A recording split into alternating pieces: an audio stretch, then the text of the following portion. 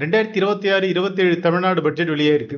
இதுல என்னென்ன முக்கியமான இன்ஃப்ராஸ்ட்ரக்சர் ப்ராஜெக்ட்ஸ் வந்திருக்கு, எந்த துறைக்கு எவ்வளவு நிதி ஒதுக்கப்பட்டிருக்கு, எதிர்கால வளர்ச்சிக்கான என்னென்ன திட்டங்கள் சொல்லப்பட்டிருக்கு அப்படின்றத பத்தி இந்த வீடியோல பார்ப்போம். முதல்ல வருது நகராட்சி நிர்வாகம் மற்றும் குடிநீர் வழங்கல் துறைக்கு இந்த வருஷம் 29,863 கோடி ரூபாய் ஒதுக்கப்பட்டிருக்கு. போன வருஷத்தை விட இந்த துறைக்கு அதிகமான நிதி ஒதுக்கப்பட்டிருக்கு. அடுத்ததா உலகத்தரத்திலான சென்னை 2031க்குள்ள சென்னை உலகத்தர நகரமா மாத்தணும் அப்படின்றதுக்காக முதலமைச்சருடைய ஒருங்கிணைந்த நகர்ப்புற மேம்பாடு திட்டத்துக்கு 2117 கோடி ரூபாய் ஒதுக்கப்பட்டிருக்கு. இதுக்கு கீழே குடிநீர், சாலை, கழிவுநீர், பொது போக்குவரத்து, பசுமை பகுதிகள், ஸ்மார்ட் கவர்னன்ஸ் மாதிரியான பல திட்டங்கள் ஒரே குடையின் கீழ் செயல்படுத்தப்படும். மேலும் இப்ப விரிவடைஞ்சிருக்கிற 5904 சதுர கிலோமீட்டர் சென்னை பெருநகர பகுதிக்கான 3வது மாஸ்டர் பிளான் தயாரிப்பை விரைவுபடுத்த 25 கோடி ரூபாய் ஒதுக்கப்பட்டிருக்கு. சென்னையுடைய நகர மேம்பாட்டுக்காக முக்கியத்துவம் கொடுக்கப்பட்டிருக்கு. அதுல கிண்டி மற்றும் அம்பத்தூர் தொழில்பேட்டை சாலைகள் மேம்பாடு, நடைபாதைகள் மற்றும் தெரு உள்கட்டமைப்பு, 20 ஸ்மார்ட் பார்க்கிங் வசதிகள், மக்கள் பயன்படுத்தக்கூடிய பப்ளிக் ஸ்பேசஸ் உருவாக்கம், கிரீன் அர்பன் ஸ்பேசஸ் மாதிரியான திட்டங்கள் இடம்பிடிச்சிருக்கு. இந்த பட்ஜெட்ல அதிகமா கவனம் ஈர்த்த விஷயங்கள்ல இன்னொன்னு இருக்கு. கூவம் மற்றும் அடையாறு ஆறுகளை உலகத்தரத்துல மறுசீரமைக்க அரசாங்கம் மீண்டும் உறுதி செஞ்சிருக்காங்க. இதுக்காக சியோல், சிங்கப்பூர் மாதிரியான நகரங்கள்ல செய்யப்பட்ட ரிவர் ரெஸ்டோரேஷன் மாடல்ஸை ஆய்வு செஞ்சு குளோபல் டெண்டர் மூலமா திட்டங்கள் செயல்படுத்தப்படும் அறிவிக்கப்பட்டிருக்கு. ரிவர் ஃப்ரண்ட் வாக்வேஸ், போட்டிங் வசதிகள், ரீக்ரியேஷனல் ஸ்பேசஸ், ஃப்ளட் வால் ஸ்ட்ரென்தனிங் மாதிரியான பல அம்சங்களும் இந்த திட்டத்தில் இடம் பிடிச்சிருக்கு. இந்த திட்டம் உண்மையா செயல்படுத்தப்பட்டா சென்னையுடைய மிகப்பெரிய அர்பன் டிரான்ஸ்ஃபர்மேஷன் ப்ராஜெக்டா மாறதுக்கான வாய்ப்பு இருக்கு. அடுத்ததா சென்னை மெட்ரோ ஃபேஸ் 2க்கு பிரையாரிட்டி காரிடார்ஸா 3 முக்கியமான வழித்தடங்களை தமிழ்நாடு அரசு பரிந்துரைச்சிருக்காங்க. ஏர்போர்ட் கிளாம்பாக்கம், கோயம்பேடு டு பட்டாபிராம் மற்றும் பூந்தமல்லி டு சுங்குவார் சத்திரம். இதுக்கான மத்திய அரசுடைய ஒப்புதலை சீக்கிரமா பெற தேவையான நடவடிக்கைகள் மேற்கொள்ளப்படும் சொல்லப்படுது.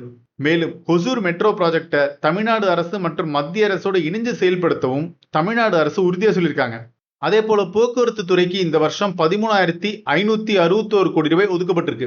சென்னைக்கு ஏற்கனவே அறிவிக்கப்பட்டிருந்த 1000 புதிய AC low floor electric buses வாங்குற திட்டம் தொடர்ந்து செயல்படுத்தப்படும்.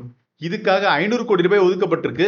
பஸ் டிப்போஸ்ல இவி இன்ஃப்ராஸ்ட்ரக்சரும் மேம்படுத்தப்பட இருக்கு. எலக்ட்ரிக் வெஹிக்கிள் பயன்பாட்டை ஊக்குவிக்க அடுத்த 5 வருஷங்கள்ல தமிழ்நாடு முழுக்க 20,000 பப்ளிக் இவி சார்ஜிங் ஸ்டேஷன் அமைக்கப்படும். இதுக்காக 50 கோடி ரூபாய் ஒதுக்கப்பட்டிருக்கு. மேலும் குடியிருப்புகள்ல இவி சார்ஜிங் அமைக்கிறதுக்கும் மானியம் வழங்கப்படும். அடுத்ததா மத்திய அரசுடைய PM சூரியகர் திட்டத்தோடு இணைஞ்சு தமிழ்நாடு அரசும் ரூஃப்டாப் சோலார் அமைக்கிறவங்களுக்கு 1 லட்சம் ரூபாய் வரைக்கும் மானியம் வழங்கணும் அறிவிச்சிருக்காங்க. நெடுஞ்சாலைகள் மற்றும் சிறு துறைமுகங்கள் துறைக்கு இந்த வருஷம் 21,524 கோடி ரூபாய் ஒதுக்கப்பட்டிருக்கு. அதே போல புதிய ரோட் சேஃப்டி பாலிசி உருவாக்கப்பட இருக்கு.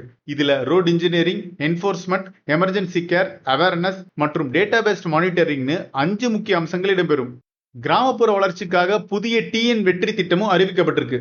இதுக்கு கீழே நகரங்களை ஒட்டிய கிராமங்களுக்கு 1000 கோடி ரூபாய், மலைப்பகுதி ஊராட்சிகளுக்கு ஆண்டுதோறும் 100 கோடி ரூபாய், மொத்த திட்டத்துடைய மதிப்பு 6000 கோடி ரூபாய்னு அறிவிக்கப்பட்டிருக்கு. பின்னடைவு மாவட்டங்கள்ல புதிய சிப்காட் இண்டஸ்ட்ரியல் பார்க் அமைக்க 3200 கோடி ரூபாய் ஒதுக்கப்பட்டிருக்கு. இது எதிர்கால தொழில் முதலீடுகளுக்கு உதவக்கூடிய திட்டமா பார்க்கப்படுது. மொத்தத்தில் இந்த பட்ஜெட்டை பார்த்தா இன்ஃப்ராஸ்ட்ரக்சருக்கு நல்ல அளவுல நிதி ஒதுக்கப்பட்டிருக்கு. ஆனாலும் பலரும் எதிர்பார்த்த சில முக்கியமான அறிவிப்புகள் இந்த பட்ஜெட்ல இடம்பிடிக்கல.